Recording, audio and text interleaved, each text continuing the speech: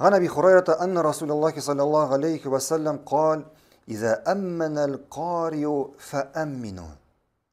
Abi Hurayra haberi Allah'ın ilşisi sallallahu aleyhi ve sellem etken eğer imam emin dip eteyken namazında emin dip eteyken siz de emin dip etiniz. Siz de emin dip etiniz. فَاِنَّ الْمَلَائِكَةَ تُؤَمِّنُوا فَمَنْ وَافَقَ تَأْمِينَهُ تَأْمِينَ الْمَلَائِكَةِ غُفِرَ لَهُ مَا تَقَدَّمَ مِنْ زَنْبِهِ. Şınlıkta imam emin dip etkende ferişteler de emin dip eyte. Ferişteler de emin dip eyte. Haminde Peygamberimiz sallallahu aleyhi ve sellem etken eğer birerinizin emin dip eytuğu namazda feriştelerin emin dip eytuğu bilen turu kileyken bu kişiye bütün bulgan günahlar kişirilecek. Aldan işlengen bütün bulgan günahları kişirilecek. Göz aldına getiresiz mi? Şuna göre bunda nindi emin turnası var? İmam namaz okuyanda Fatiha suresini okuğaçtın وَلَدَّالِّينَ dip ahırga ayetini etkeş ne söylete? Amin dip eyte. Amin dip eyte. Şuna göre eğer imam amin dip eyteyken birinci sıra orta turuşlar koysa vakitte amin dip eyteyişler. Koysa vakitte imama kadar mı? Yani imam bilen birge mi? Yani imamdan sonra koysa vakitte? İmam bilen birge.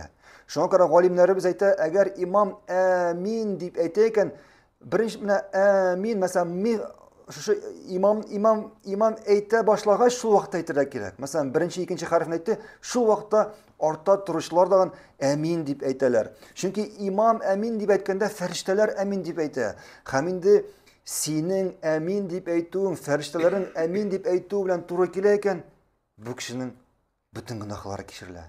Güzelliğine gittiriz mi? Bu kişinin bütün günahları kişiriler. Mesela birinci mesele. İkinci mesele. İmamga emin deyip aytırgan mısın? Biz mesela bugünküne kurga turkiyle imamlar Fatiha surasından sonra emin deyip aytmıyorlar. İmamga emin deyip aytırgan mı? Eğer emin deyip aytmezken mi? Koysadırız.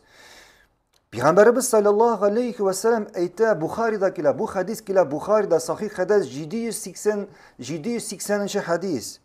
Kale İbn Şihab ve kana Resulullah sallallahu aleyhi ve sellem yekulu amin. Kana sözü Arap dilinde kana sözü kileyken bunun manası Peygamberimiz gil namazında amin deyip aytadigan bo'lgan. Peygamberimiz namazında gil emin deyip aytadigan bo'lgan. Şuna göre eğer bugün bir kişi namaz okuyup imam bulup namazında emin deyip aytmayken demek ol Peygamberimizin onun namazı Peygamberimizin namazı şekilli değil. Demek onun namazı Peygamberimiz namazı şekilli değil. Peygamberimiz sallallahu aleyhi ve sellem aytdı: "Sallu kema ra'aytumuni." Meni ko'rgan şekilli namaz o'qig'iz dedi. Yani biz namazda nechik o'qiramiz deyishmiz. Peygamberimiz nechik namoz o'qigan, shulay o'qirga deyishmiz. Yarar, mesela bo'ldi ikinci mesele. Üçüncü mesele, eğer imam emin deb aytmasa, orta turishlar emin deb aytami yo'qmi? Ha? Bana da hadis var an Abi Hurayrata. Abi Hurayra ayta anna Resulullah sallallahu aleyhi ve sellem aytgan İza qala al-imamu gayril mağdubi aleyhim veleddallin fekulu amin. Peygamberimiz sallallahu aleyhi ve sellem aytgan sahih hadiste eğer imam gayril mağdubi aleyhim veleddallin deb aytayken ne aytasiz? Amin deb aytasiz. Şuna göre hatta imam amin deb aytmasa da ne aytsa gerek? Amin deb aytira kerak. Şuna göre imam amin deb aytmasa da amin deb aytira kerak. Yarar, mana bo'ldi 3-chi masala. 4-chi masala. Bu aminni ortda turishlar qishqirib aytadilarmi, alla ishdan aytadilarmi? Qishqirib aytadilarmi, alla ishdan aytadilarmi? Mesela imam amin deb aytmadi. İmam amin deb aytmadi. Valaddolin deb Fatiha surasini o'qib o'tirdi. Ortda turishlar aminni qishqirib aytadilarmi, alla ishdanmi?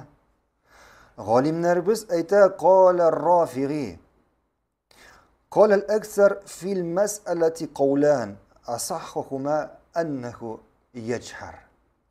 Галимнәребез әйтә, бу мәсьәләдә галимнәребезнең ике төрле фикерләре бар. Кайбер галимнәр әйттеләр, эчтән әйтә дип.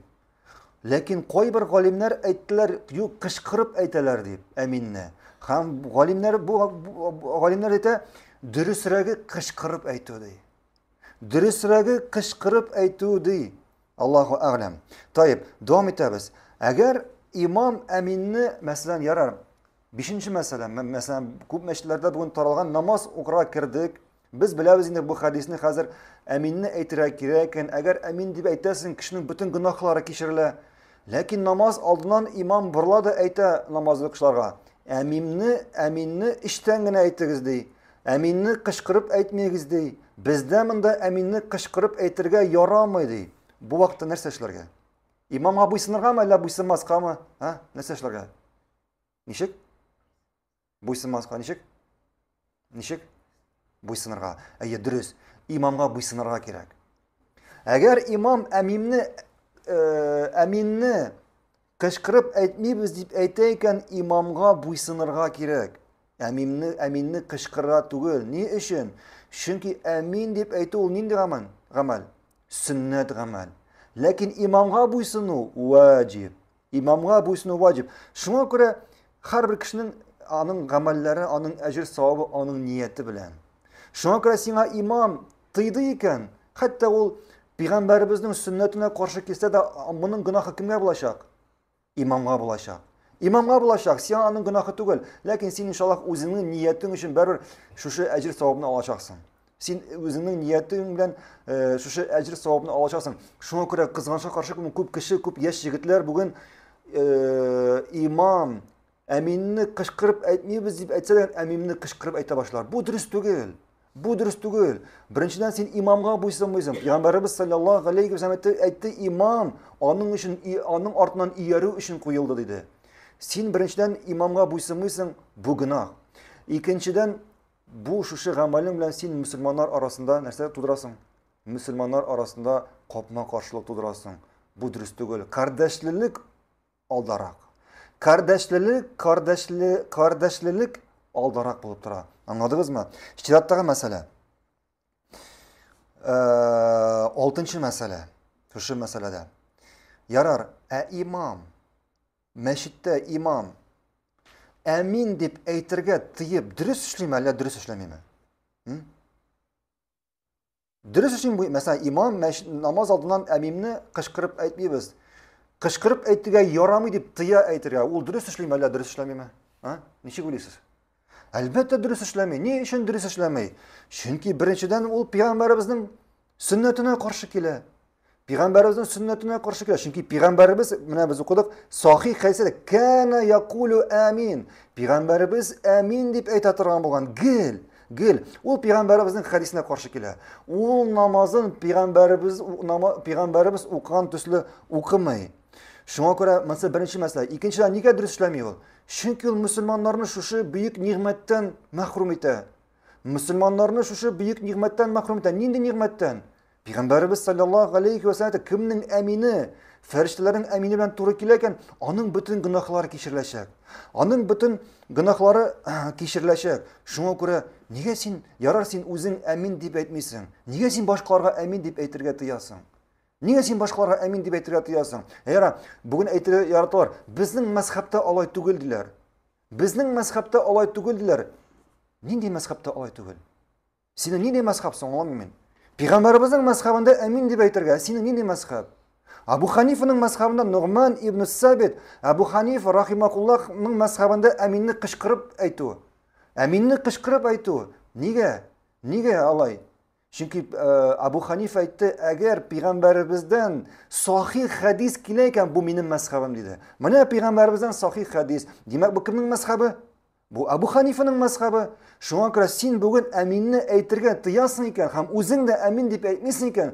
Димәк, син беренчедән Пәйгамбәребезнең мәзһәбенә каршы киләсең. Икенчедән Абу Ханифаның мәзһәбенә каршы киләсең. Икенчедән Абу Ханифаның мәзһәбенә каршы киләсең. Шуңа күрә безнең мәзһәбтә алай түгел дигәндә синең нинди мәзһәбсең? Безгә әйтәләр, нинди мәзһәб? Син ниндидер яңа мәзһәбме? Ягъни синең динне өйрәтүче башка кешеләр бармы? Коръән белән сөннәттән башка. Шуңа күрә бу мәсьәләдә игътибарлы булырга кирәк, ләкин иң мөһиме, әйткәнебезчә, безнең өчен иң мөһиме нәрсә?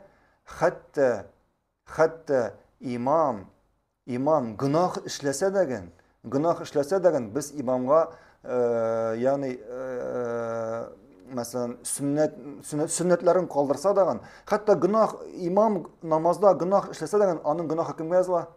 Имамга языла. Артында торучы кешеләргә язылмый. Шуңа күрә без имамга буйсынабыз. Имамга буйсынабыз, имам ниндер сөннәтләрне калдыра икән, пәйгамбәрнең сөннәтләрен калдыра икән, без аны шулай имам артыннан калдырабыз, һәм дә аның гөнаһы кемгә була? Аның гөнаһы имамга була. Инде намаз укучыларга булмый. Шуңа күрә кардәшлелек дидек, исламда кардәшлелек бар нәрсәдә беренче булып тора. Аллаһу а'лам.